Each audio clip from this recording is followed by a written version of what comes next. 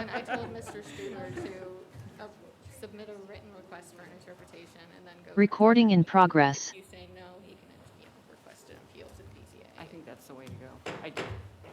Welcome, everybody. Time is 2:31. I call the January 17th, 2023 meeting of the Planning Commission to order. Before we begin, I have a few announcements. This meeting is being held in person on the fourth floor of the council chambers of the County City Building. We have echo on here. And virtually via Zoom. Video and phone teleconferencing links and phone information are posted on our website at sjcindiana.com. Due to issues with usage of video and persons viewing meetings, the county has determined appropriate to require during virtual and partially virtual meetings that members of the public viewing meetings keep their microphones and cameras turned off. The host of the meeting will turn the members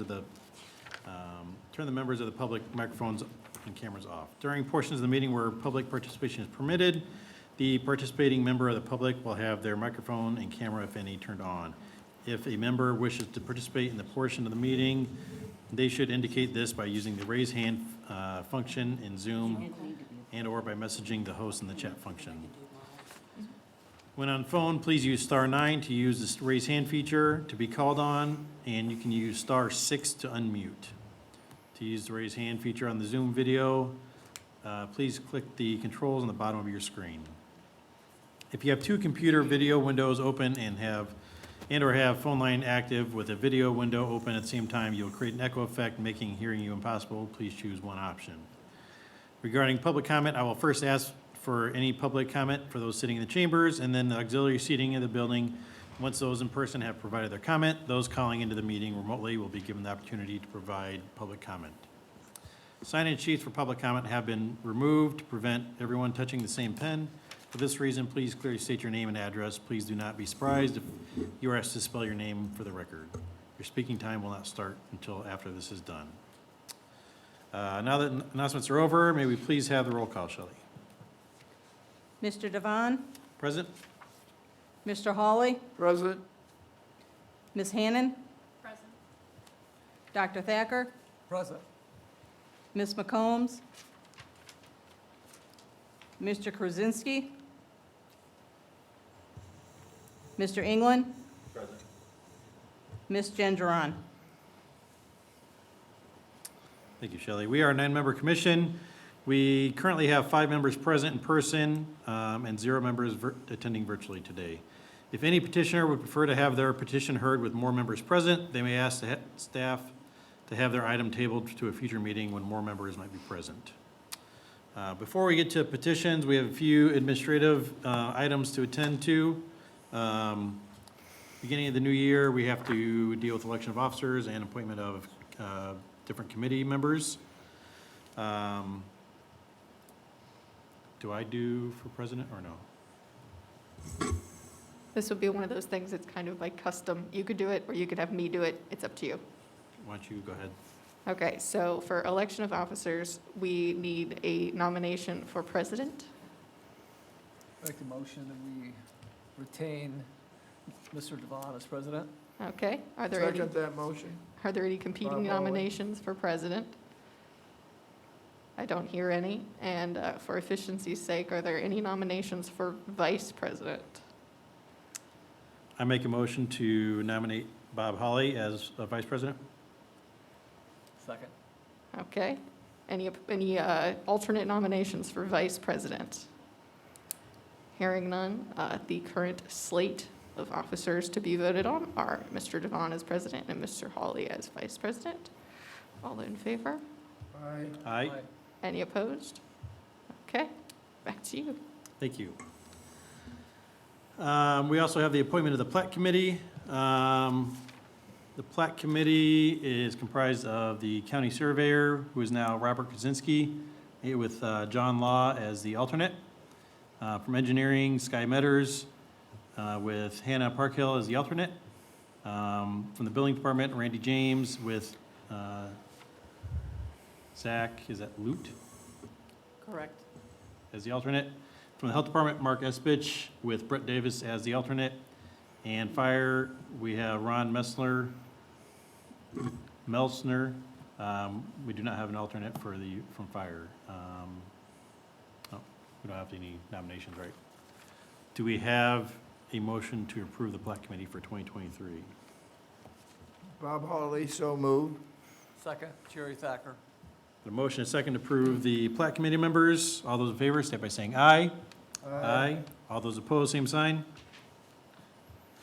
We also have to appoint the Executive Committee for this commission, which is comprised of the president, the vice president, and one member of the commission, if we so need to have a Executive Committee throughout the year. So we currently have the two members. Do we have a motion for the third person? Am I allowed to make a nomination or no? If nobody else is. I'd like to nominate Dr. Thacker as our third member of our executive committee. Bob Hawley, second. Anybody else? Any other nominations? Otherwise, can we have a vote? All those, or I guess we have to do as a whole, right? Are we doing a slate? Is that how we do that? Or just, It's the only one that needs, I mean, Right. you're just doing the executive committee Right. now, so there's only one person to Okay. vote on.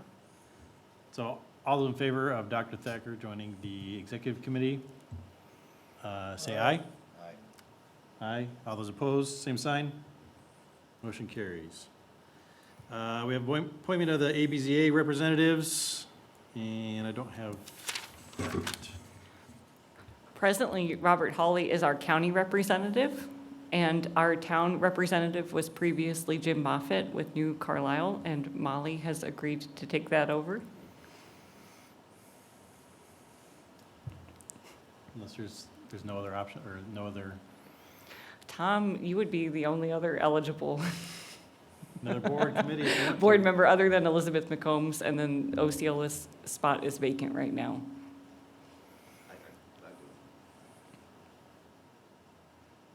Now we have a, does anybody really want to do it? So it's between Molly and Tom for the ABZA, which meets again once a month, right? Yeah, second Tuesday of the month at 1:30, or second Wednesday, excuse me.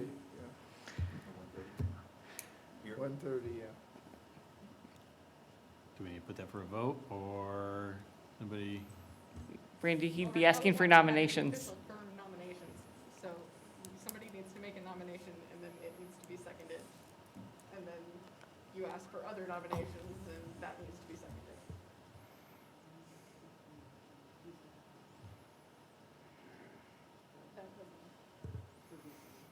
The BZA says if you're not the other position, so. Do they have to be from certain jurisdictions?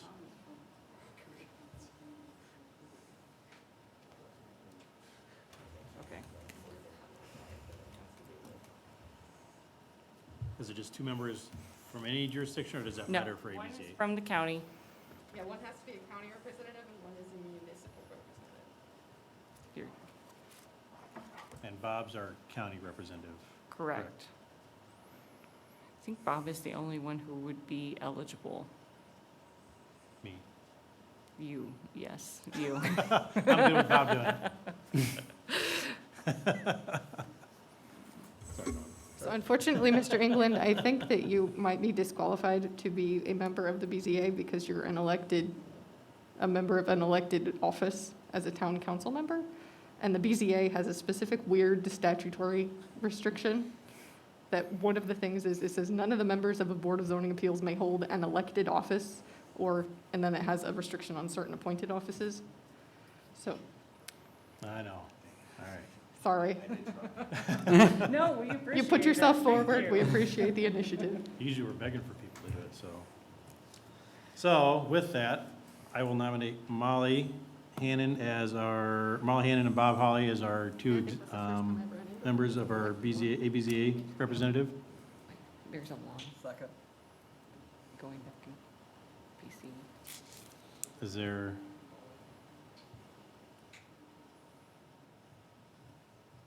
We good to vote? Okay. All those in favor, state by saying aye. Aye. All those opposed, same sign. Motion carries. Welcome, everybody. With that, I guess I should probably introduce Molly. She is our newest member of the Area Plan Commission, so welcome, Molly. We do have another member that is not here. John McNamara retired, and we have Robert Kaczynski is the new county surveyor, so he will be on our board as well, but he could not be here today as well. And currently, we are still vacant it's a vacant seat for the town of Osceola representative, so. With that, I think that's everything, right? We can move on to public hearings. So can we have the reading for petition number A, please? Location, Estate Phase 2, Lot 11, in Shamrock Estates Phase 3, Lots 12 through 26, near Shamrock Drive and Market Street. Owner, the Town of North Liberty. Requested action from R2 Multifamily District to R1 Single Family District. APC application number 2993-22. Shelley, could you please click onto the PowerPoint? Thank you. All right. Abby Wiles, APC Director. On-site is undeveloped wooded land.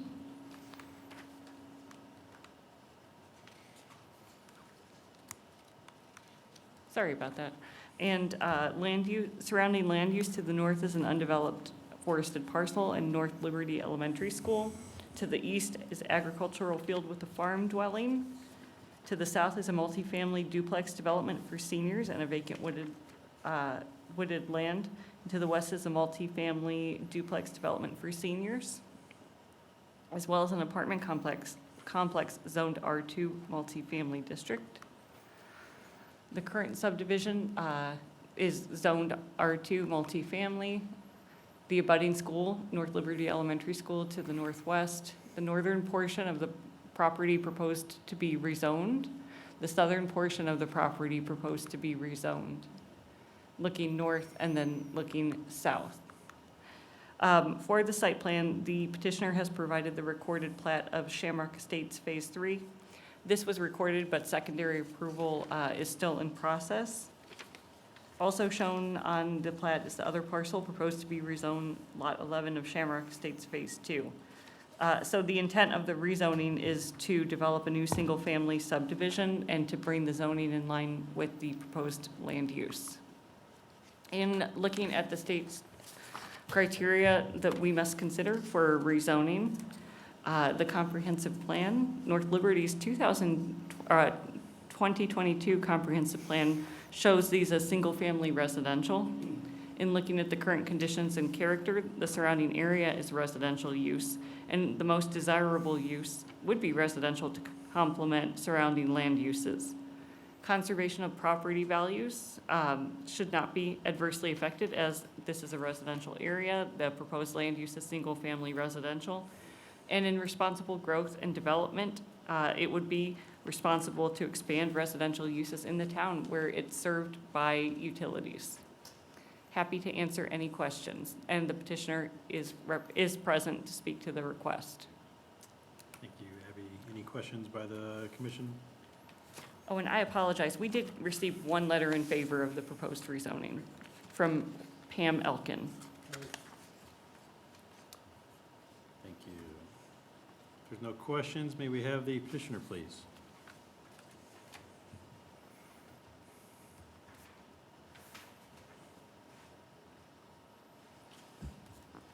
Hi, I'm Vicki Kitchen. I'm the clerk treasurer for the town of North Liberty. The town has had this property for quite a while. We've tried several options to get some more housing into North Liberty. It was zoned R1. We changed it to R2 for a grant that we were working on with the state of Indiana. We did not get the grant, and so now we have a developer that is interested in developing these lots in single family. The single family housing in our zoning ordinance, it's zoned. We could have single family housing in the R2 zoning. However, the developer would like the setbacks of the R1 instead of the R2. It goes from 15 feet to 5 feet. And so Other than that, that's really the basis for this petition, is just for the setbacks. Thank you, Vicki. Any questions? Is the developer also a builder? Yes. We developed and put in all the infrastructure. It's all in place. We've got the electric, gas, everything else. This is the last condition for the sale to go through of the lots and for the first house to be built. It will also put it back on the tax rolls for the county and for the town, so everybody wins in this situation. Thank you. Thank you. I will now open this up to the public. Is there anybody present wishing to speak in favor of this petition? Please come forward and state your name and address. Seeing none. Is there anybody online wishing to speak in favor of this petition? Please use the raise hand feature.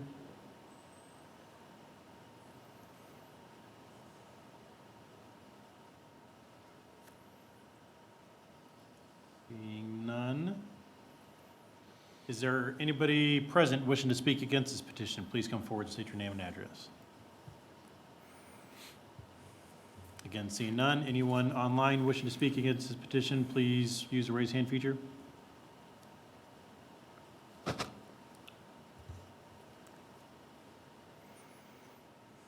And again, seeing none, I will now close this to the public.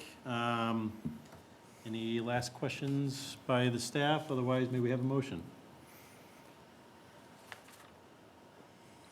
Bob Hawley, I'll make a motion to accept the request from the petitioner for the town of North Liberty, area plan number 2994-22. No, wrong one. Oh. 2993-22. Am I looking at, Do we have it wrong? yeah. 2994-22. The report has that number. Do we have a typo? The 2993 number. Oh, which one is it? Well, it says 2993-22 on the agenda, but if you go to the, 9, yes. supposed to be 94. So I Go by the stated- staff I report. stated it correctly. Bob stated it correctly. Okay, thank you. Sorry, Bob. It's okay. We have a Jerry motion. Thacker, I'll make a second. We have a motion, a second, to approve APC 2994-22 and send it to the Town of North Liberty with a favorable recommendation. All those in favor, state by saying aye. Aye. All those opposed, same sign. Motion carries. Okay, do we need to, since that, there was a discrepancy on that number, is there a need to, are we good on the agenda versus, okay, Yeah, I don't think it should be a problem. Okay. The requested action was correct, okay, Mhm. and the address and everything appears to be right. okay. Public hearing number 2.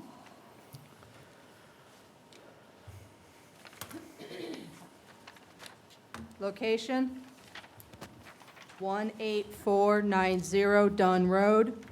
Owner, 826 Flats LLC. Requested action from PUD Plan Development District to R2 Residential District. Following variances. Number 1, from Section 154.122 Sub A3 to allow a multifamily development with an area of 3.5 acres where a minimum of 5 acres is required. Variance number 2, from Section 154.122 Sub C1 to allow a front, west, north, and east setback of 15 feet where a minimum of 35 feet is required for existing buildings.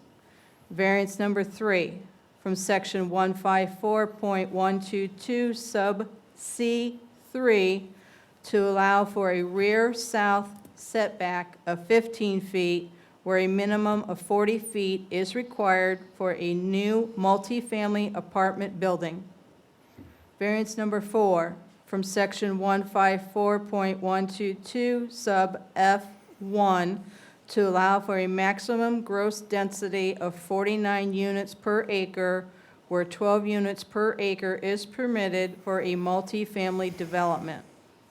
Variance number 5, from section 154.122 sub F2 to allow for building coverage of 38% of a multifamily project area where a maximum of 20% is permitted.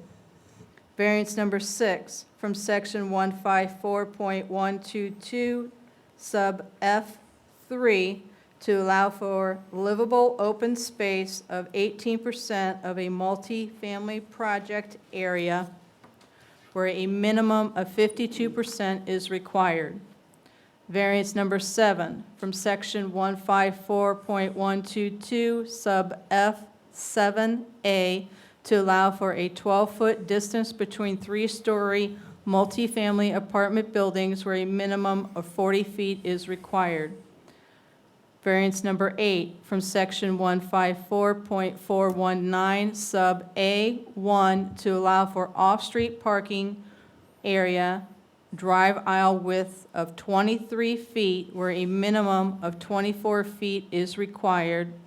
And variance number 9, from section 154.423 sub A to allow off-street parking at a rate of 0.85 parking spaces per dwelling unit where a minimum of 1 space per dwelling unit is required.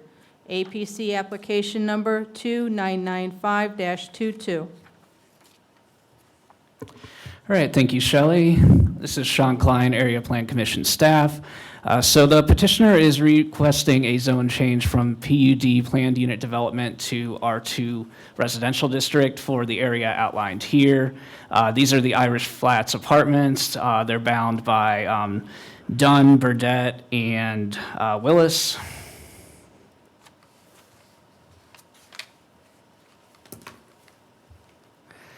Currently on the site are 4 3-story multifamily apartment buildings and a maintenance building. The development currently contains a total of 98 apartments, including 32 one-bedroom, 42 two-bedroom, and 24 three-bedroom units. And it appears that 181 off-street parking spaces are currently offered. This planned unit development was originally approved in 2012. What the petitioner would like to do is to construct an additional 3-story apartment building on this site. Previously, this could have been approved as another planned unit development, wherein they essentially get to write their own development standards to then be approved by the county council. However, in 2015, the planned unit development section of the zoning ordinance was amended such that single-use sites that allow a use that is otherwise permitted in one of the traditional zoning districts, they can no longer use the planned unit development as a means to establish that project. So essentially, since multifamily residential is permitted in the R2 district, the only path forward is for the petitioner to rezone to R2 and then unfortunately apply for a number of variances, mainly because the R2 district really wasn't designed around this level of density that we see in this area east of the university. When we look to the north across Dunn Street, we find parcels that are zoned R single family.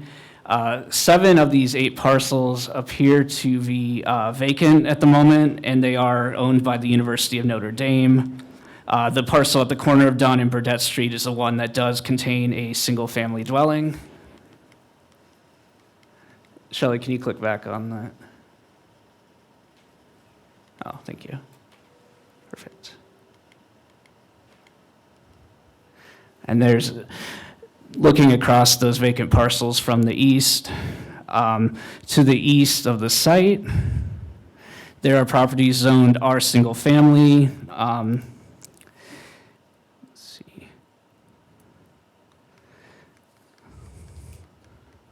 And one of these, you'll see 2 structures there. The one at the corner, that is a single-family dwelling. The one further to the south, across Dunn Street, that did receive or across Willis Street rather, that received a special use in 2013 for a student residence, and it is currently marketed as student housing. To the south is the Irish Crossing Townhomes Zone PUD planned unit development, and it contains 79 units on approximately 8.51 acres. And to the west, across Burdett Street, are vacant parcels zoned R Single Family District, which are owned by the University of Notre Dame. So here we have a view of the outward-facing facade of the development. These are the facades as viewed from the parking lot.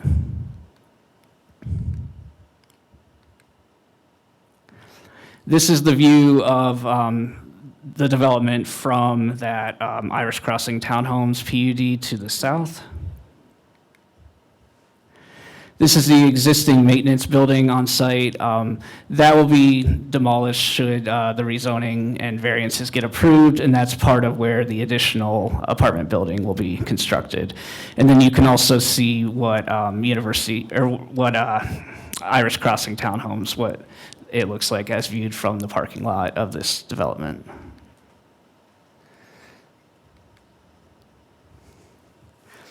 Per the site plan submitted, a new 3-story, 17,450 square foot apartment building containing 74 one-bedroom units will be constructed at the south end of the property, again, where that maintenance building and undeveloped space currently exist. The site would continue to utilize the existing access points onto Dunn Road and Willis Avenue, and would offer 147 off-street parking spaces. This is roughly 0.85 spaces per dwelling unit.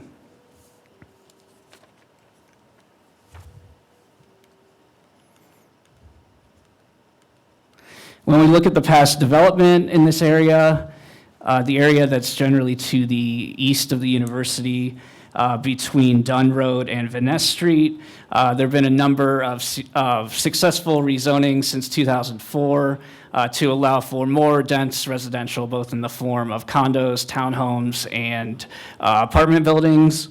When it comes to those that were developed in the county, the main mechanism for doing so was the planned unit development, because as I said, it allowed the developer to create their own zoning district, essentially.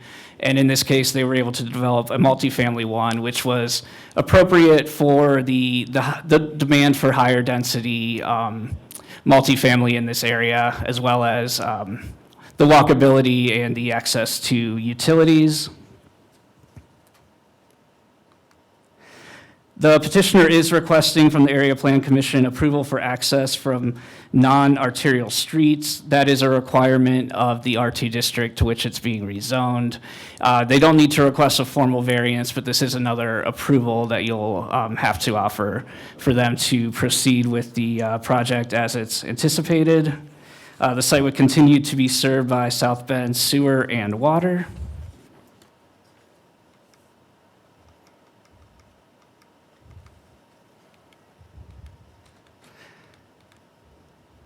And this is a combined public hearing, meaning you would be either approving or denying the 9 variances that were requested, and then you would be making a recommendation to the county council for the rezoning. These kind of make more sense if you split them up. There are 3 requested variances, which would essentially just legalize where the buildings currently exist on the site. Those are to allow multifamily development with an area of 3.5 acres, where 5 is required. To allow a front, which in this case would be the west, north, and east setback of 15 feet, where a minimum of 35 is required. And to allow for a 12-foot distance between 3-story multifamily apartment buildings, where a minimum of 40 is required. When we turn to the 3 state law criteria that are needed in order to support a variance, we find that the approval of these 3 variances would not be injurious to public health, safety, morals, and general welfare. They're essentially just legalizing what the county council already approved back in 2012 in terms of development on the site. We find that the use and value of the area adjacent to the property will not be affected in an adverse manner because, once again, these are existing buildings. The density that's being requested here is not inconsistent, or rather, the size of the development that's being requested here is not inconsistent with other multifamily developments in the area. If you look at the Overlook PUD, that's only 3.44 acres. Overlook Building 3 PUD is 1.86, and Irish Row are 3.68 acres. So similarly, these multifamily developments in the area are not meeting that 5-acre minimum that the R2 district requires. And we find that there is strict application of the terms of this chapter would result in practical difficulties. That amendment to the 2015 PUD section essentially made this planned unit development legal nonconforming, meaning without rezoning and getting those variances, even like the smallest construction on site, like a small maintenance building, we wouldn't be able to approve that because that would be expanding a legal nonconforming use. So there's definitely practical difficulty supporting the variances to legalize the existing structures. Turning to the next set, these legalize the existing structures, but also when the new structure is put in, it's going to cause a greater deviation from that development standard. This is for the max gross density of 49 units per acre, where 12 is permitted, building coverage of 38% of a multifamily project, where 20 is permitted, and livable open space of 18, where 52 is required by the R2 district. As with the prior set of variances, staff recommends approval, finding that they meet all three of the state law criteria. The gross density really isn't uncommon for the area, nor is the building coverage and lack of open space. Since they are in close proximity to the university, which has ample open space, we find that this is not detrimental to public health or general welfare. It won't adversely affect use and value of the area because it is consistent with the densities, building coverage, and lack of open space at other multifamily developments. And there is practical difficulty as following the 2015 revision, the zoning ordinance effectively provides no viable means to provide multifamily residential at the density that's come to be accepted as appropriate in this general area. This variance is to allow a 15-foot rear setback for the new apartment building. This is consistent with where the maintenance building is now placed. We find that it also meets the 3 state law criteria. Use and value is the only use and value of the property to the south is where you'll see the most impact. And it is going to be taller than the maintenance building that is existing on site at the 15-foot setback. However, there is a considerable elevation change between this and the townhomes to the south. And as you can see, they are well screened by these mature evergreens. It's not really going to be that detrimental to the existing view, which is currently a parking lot and then an apartment building, whereas this will just be a closer apartment building in this case.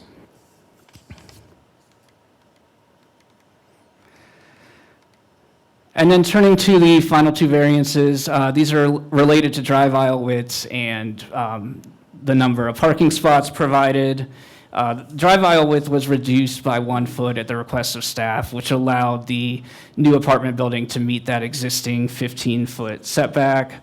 As far as parking spaces, this is in a uniquely walkable area of the county. They're going to cater primarily to university students who can walk to the university, and then various shopping amenities on 23, such that we don't believe that all the residents will have cars, need cars, and if a resident, couldn't rent an apartment with a reserved off-street parking space, they would probably go to a different development. So we're confident that the correct amount of parking will be required there.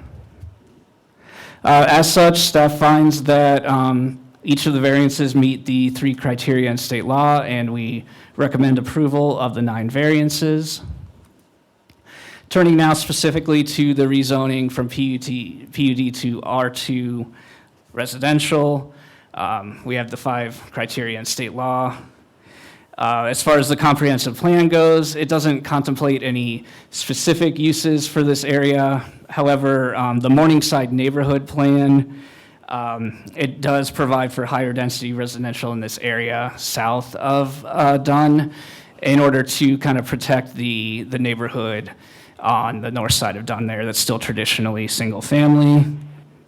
Current conditions and character. As I mentioned, this really has developed into a higher density residential area east of Notre Dame, south of Dunn, north of Vaness. We find that the most desirable use are various forms of multifamily and dense single-family residential, including apartments, townhomes, and condominiums. We feel that it actually conserves property values to allow for higher density housing in an area where it's already established, as opposed to it's spreading out within the traditional single-family homes or single-family neighborhoods in the area. And we find that it is responsible development and growth to allow additional student housing and general multifamily within an area devoted to such purposes with walkable access to a university and commercial amenities, including a grocery store. We would like to propose 2 written commitments. These are to protect the aesthetic impact on the surrounding area, and they're similar to development standards that were adopted when the PUD was originally accepted by the county council. Those being that multifamily buildings constructed on the site shall at minimum comply with the architectural standards outlined in the C commercial district. Otherwise, R2 doesn't really do a great job of providing architectural standards for multifamily buildings. And the second being that outward-facing facades, those oriented towards the street and the south property lines, we would like that the multifamily buildings be constructed such that they appear as 2-story structures, which is how they were constructed facing the street in the earlier iteration here. So based on that, with those 2 written commitments, staff recommends approval. We find that the additional apartment building is appropriate at this location and would not really constitute a departure from the established density of the area. This is an area of higher density housing types, and it's preferable that we continue to allow higher density within this area as needed, rather than allowing it in the traditional single-family neighborhood of Morningside to the north. We did receive from the Irish Crossings Homeowners Association the following statement. The Irish Crossings Board, representing the Homeowners Association, does not have a formal position of statement at this time. However, we will have initial concerns for screening, buffering plans between the 2 properties, as it may relate to noise, privacy, and aesthetics. Any clarification the developer can provide will be helpful, and I'm happy to answer any questions. Could you say it again? Never. Which, all of it? So, Sean, just to clarify, the 2 written There's a lot, commitments. sorry. The 2 written commitments that you put forward, those kind of carry forward conditions of the PUD that were in place for the last rezoning. That is correct. So Okay. there are standards that the development had to comply with in the past while it was still governed by the PUD. So since we removed the rezoning and we go to R2, that's why Sean has recommended the inclusion of those 2 additional standards, or written commitments. Any questions by the commission at this time? Otherwise, may we have the petitioner, please?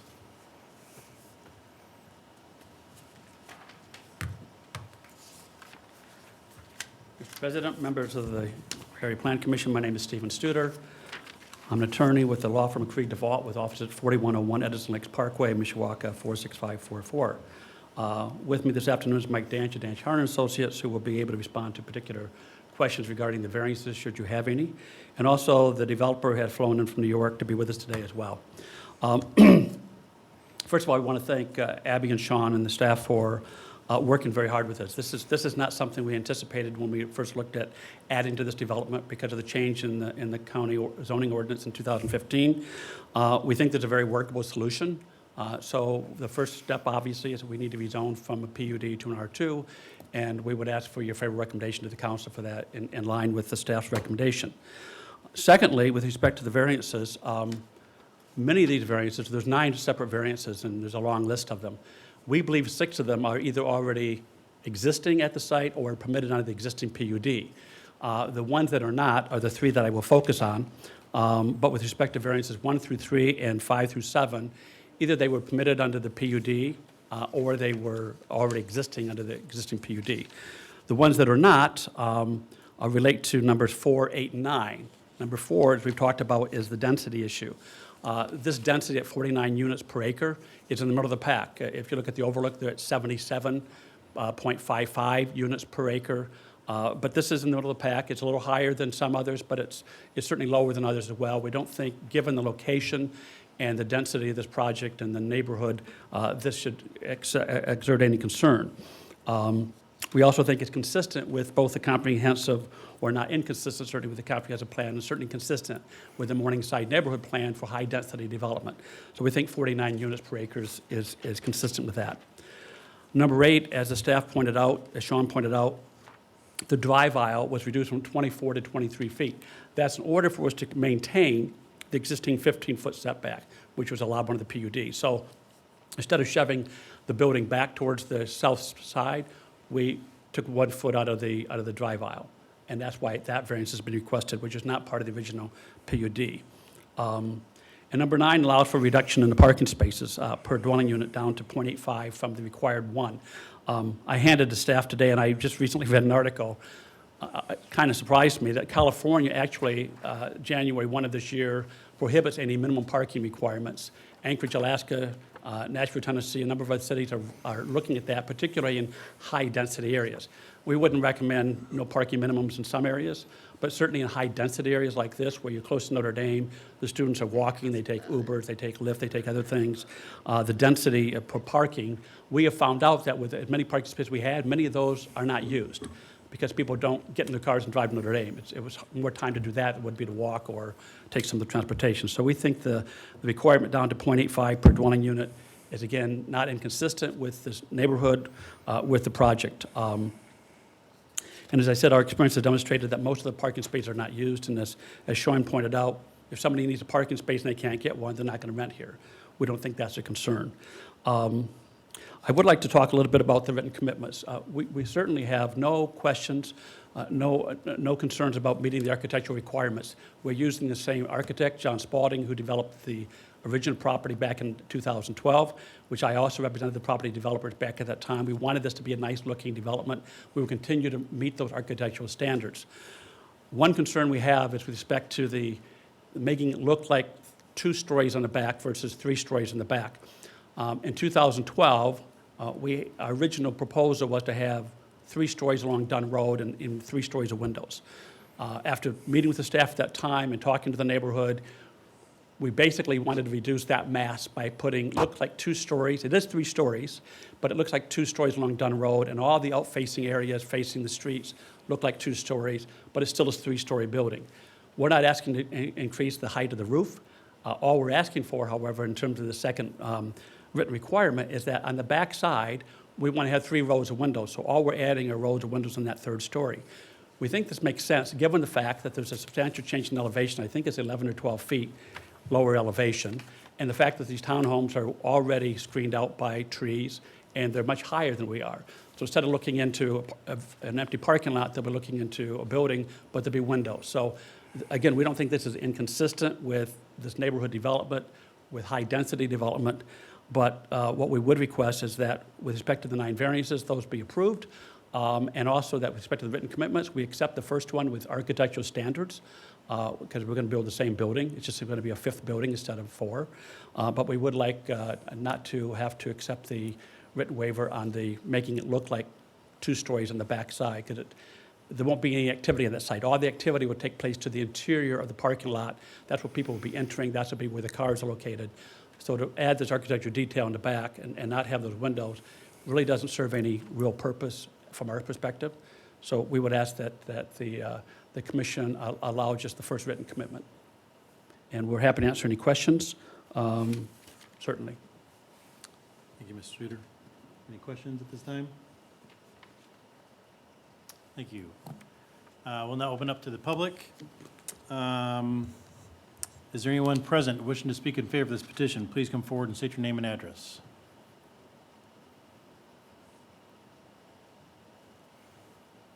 Seeing none, is there anybody online wishing to speak this, in favor of this petition? Please use the raise hand feature.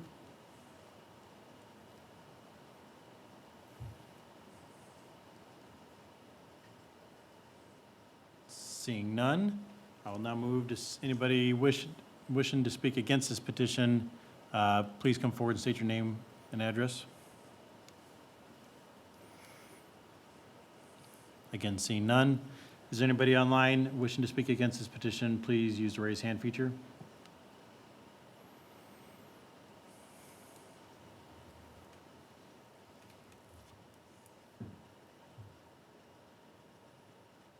Again, seeing none, I will now close this.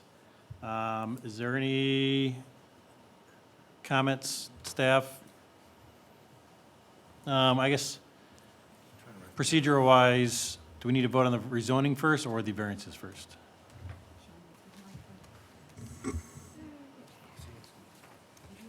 So this is a combined public hearing, so we have to vote on rezoning, but we also have 9 variances. So they're separate things, so we can approve the variances. We have to make a recommendation to the county council. That's for- there, but that's on Irish Crossings property. Yeah, yeah.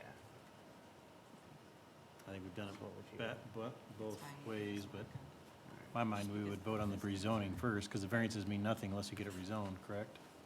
What was the question? I'm sorry. Do we vote on the rezoning first and then the variances? Because if the rezoning doesn't happen, the variances mean nothing, correct, or no? So it looks like under the rules, it's the rezoning first.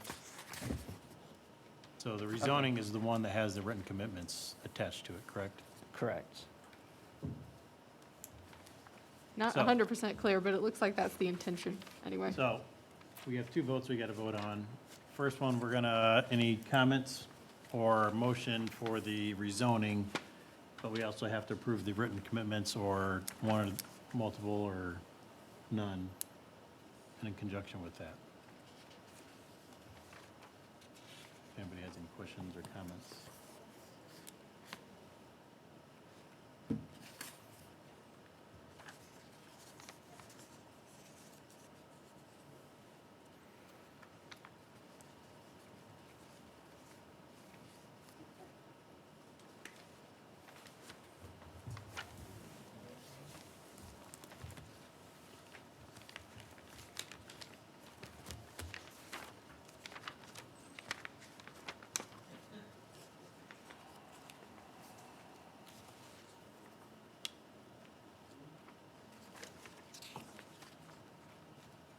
You don't see anything any different?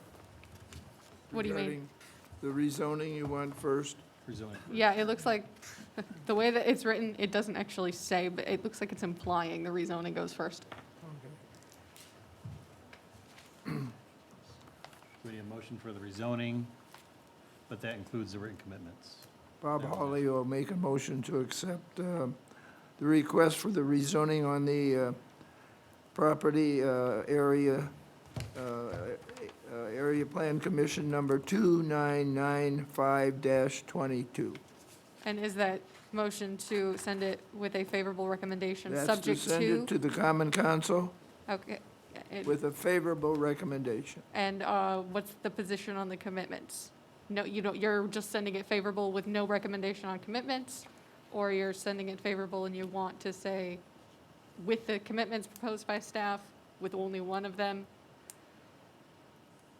2 commitments were proposed. One, that the architectural standards of the C district be met, and 2, what was your second one, Sean?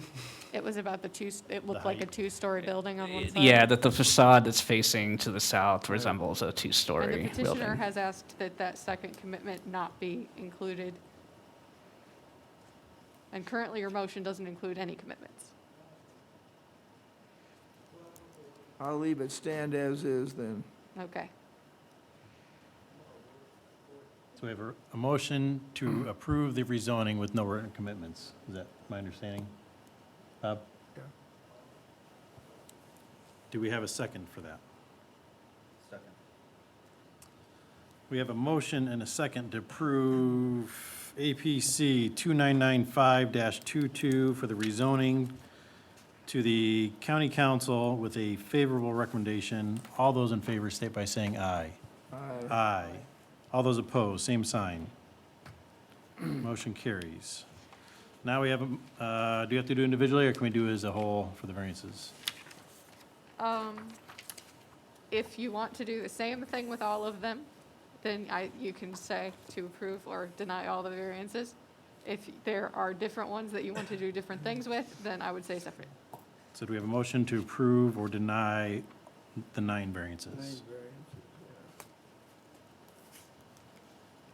This is, we're approving the variances, right? We don't have to send that to But I would suggest that they be We just subject approve to the the rezoning. rezoning being approved.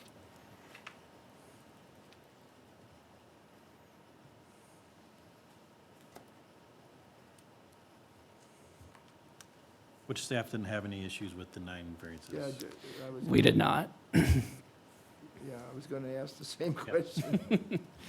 Staff recommends approval of the Right, you variances, said that, yeah.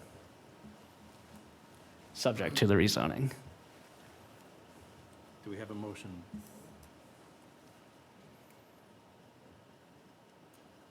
I'll motion to approve the variances as stated. Subject to the rezoning? Subject to rezoning. Can you speak up just a little bit louder in the microphone so I can get that for the record? Thank you. Yeah, you can. It's a little far away from you, I think is the problem. I motion to approve the variances subject to the commission.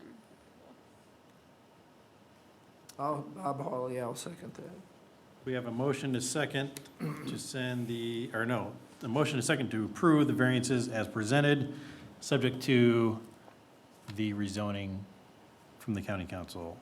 All those in favor state by saying aye. Aye. Aye. All those opposed, same sign. The variance is approved. Thank you. That is the last item requiring a public hearing. I Thank think you. We do have a couple things for miscellaneous, a couple findings of facts. Yes, we have findings of the fact for your approval from May or October. We did an audit of our files and realized that we never brought these to you for final approval. They were both from combined hearings that you, like you just heard now, that included rezonings and variances. Can we do both of those with one by Steve? Bob, you can make any motion you want. Yeah, if you want to do them together and you don't have any changes, I don't have a problem with that.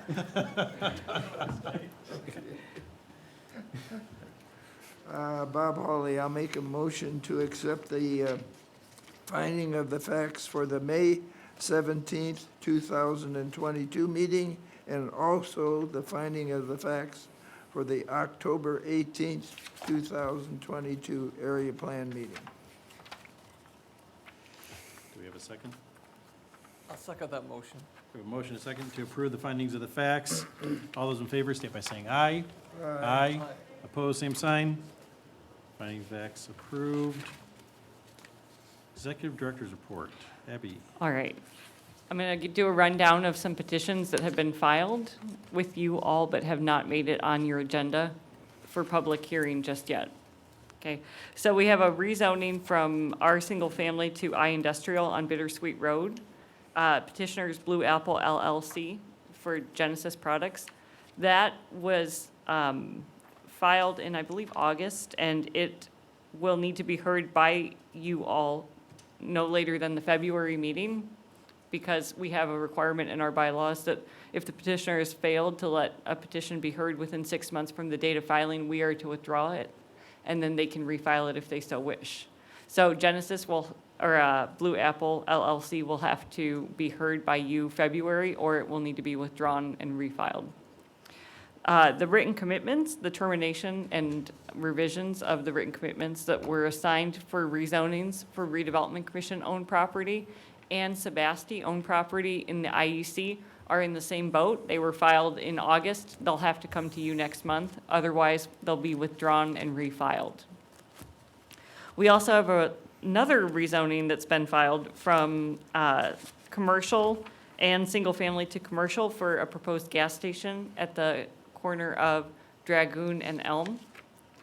That was not filed until, gosh, Sean, the fall, late last year. So it doesn't have to go by February meeting, but it's been tabled twice, and I anticipate it will go on the agenda next month. It's my understanding that the petitioner is working to hold a neighborhood meeting with some of the folks in that immediate area to talk about the project prior to bringing it to you all for your consideration. Was that on the corner of Elm and Dragoon? Yep, On the, old barn across the street from a church. would be the northwest corner? Yes. Thank you. All right, so two terminations / amendments of written commitments, one rezoning on Dragoon and Elm, and the other rezoning on Bittersweet. Those are all coming to you next month. Are we doing earlier time frame? Okay, so the commissioners have moved one of their meetings to 6 PM in the evening. They've typically met at 10 AM, but they are trying to cast a wide net in terms of public accessibility, holding an evening meeting to make it more accessible to people. So their evening meeting happens to be the third Tuesday of every month at 6 PM, which ours is the third Tuesday at 3:30. So if we have a heavy agenda item month, we'll be moving it early as we did today. So 2:30. 2:30, maybe earlier. All right. Would you all like an update on the comprehensive plan and some of the other items? Great. All right, so comprehensive plan working groups wrapped up. We are doing a presentation to everyone who volunteered on working groups on January 31st. That would include people like Adam or Brittany. Adam volunteered for housing, Brittany with quality of life. And then we will have task force meetings in February and March to review draft material and our draft land use map before it goes out for public meetings end of March. And those dates are currently being scheduled. On the IEC overlay, we brought an overlay district to you all in November. We have had to make substantial revisions to those. Staff withdrew it at the county council before it could get voted on, so that way we could make some additional revisions based on stakeholders and the business and development community's comments. We are in the process of doing that presently. Sean and I had a meeting this morning about, some revisions to the standards. We intend to refile that with you, if not February, then March, as we have worked on additional drafts. Code enforcement, I know everyone likes to hear about it. It's I have code, it's not anything that you all deal with, but it's all part of, land use here at the county. We're doing a work session with the county council on our first year of running the program, and then kind of looking ahead at ordinance revisions for 2023. And then lastly, personnel update, Brandy Eckers, our APC, ABZA, and code attorney moving forward. We have a new planner starting on Monday named May Kratzer. And Adam, you already did the intros for me, for Molly and Bobby Kay, our new APC members starting this year. Any questions at all about department business, reach out to myself or Sean or Shelley. Always happy to talk. Thank you, Abby. Any questions? Good job. Thank you, Abby. We have some minutes to approve. We have a few minutes to approve. Why do we have approval of 2021 minutes? That is probably a holdover on the agenda. We have approval of October 18th, 2022, and November 15th, That's a typo. 2022 minutes. Yeah, that's weird. Okay. Didn't know if we were approving minutes from over a year ago or not. so. Nope, just the findings of fact. So we need approval of minutes for October and November's meetings. Bob Hawley, I'll make a motion to approve the previous minutes for the October 18th, 2022 Area Plan Commission meeting, and also the November 15th, 2022 area plan meeting. Have them approved. I'll second that motion. Sure. Chairman Thacker. Got a motion, a second to approve October 18th, 2022 and November 15th, 2022 APC meetings. All those in favor say by saying aye. Aye. All those opposed, same sign. Do we have a motion for adjournment? So moved. Second. All those in favor? Aye. Aye. Opposed? Thank you, everybody. We still have time for a real meeting. Abby Wiles. I would be